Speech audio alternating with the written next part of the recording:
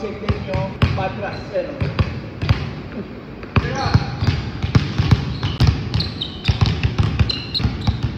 Clear foot, Eli. Go up. Dahil sa inverted drop, set step. Kanina nag-foot replacement tayo, diba? Inverted drop. Ngayon, naman natin inverted drop, set step. Kasi mamaya may intindihan nyo bakit. Inverted drop, set step.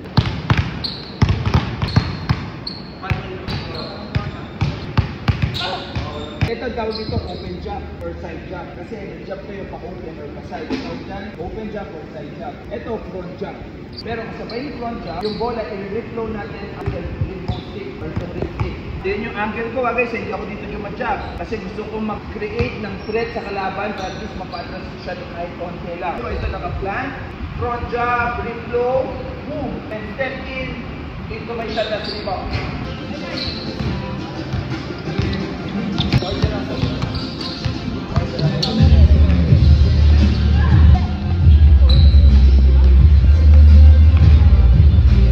Front jump.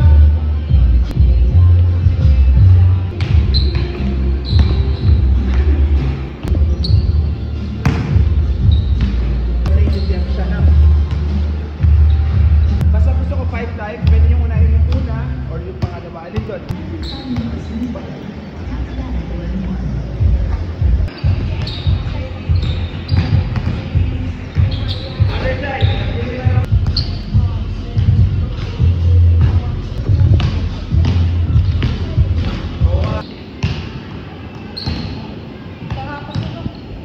Pound passer, shooter. Rotate lang kayo. Sige, bahala kayo. Any jump na pwede nyo gamitin. Pwede galing sa high or pwede galing sa low. Ayun, nandiyan natin. Stop. Sabihin mo. 1, 2. Wala na. Sinor na 3 jump.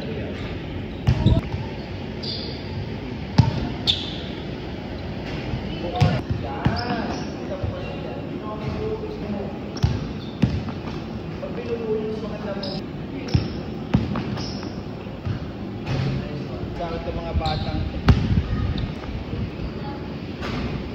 same pa rin, bala kayo, pwedeng high from jump. Ito, imagine nyo, tinap nyo to para kayo may pinress na button.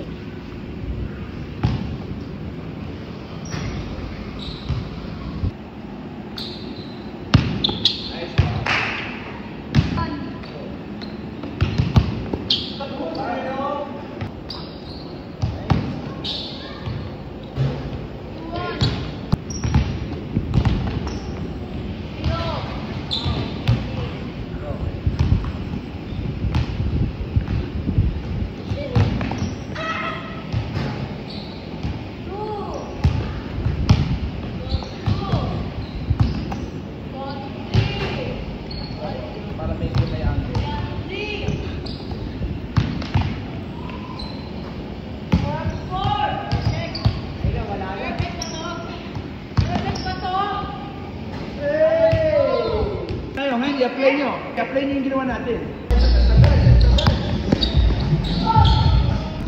Ayan o. Go. Just great space.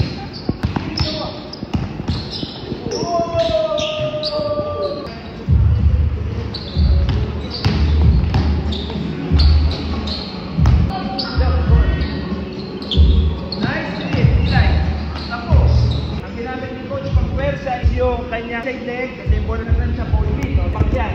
Pagka naman step pakyan. Ngayon, ang gagamitin ni coach, pull back. Ahatakan yung katawan nyo, ito ang gagamitin nyo.